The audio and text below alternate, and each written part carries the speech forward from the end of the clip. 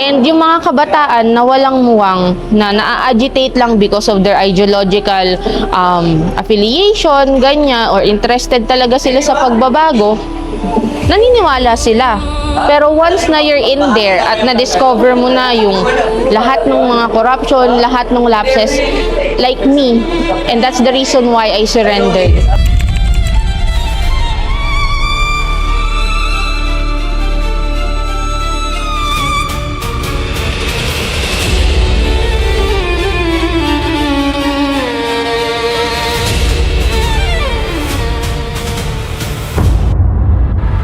Aakalain mong normal na mag-asawa sa isang normal na pamayanan.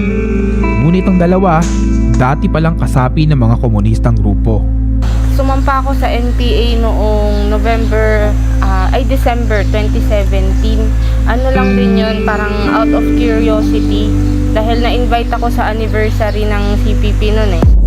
Kaya nga ngayon, kung sakali man na kami ay mai-release, yun talaga yung pinakagugugulin namin. Yung makabalik sa aming mga pamilya at makabawi ng mga panahon.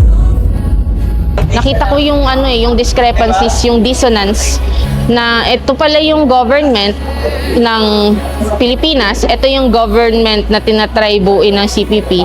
Mas worst pa pala yun kaysa dun sa inalisan kong lipunan.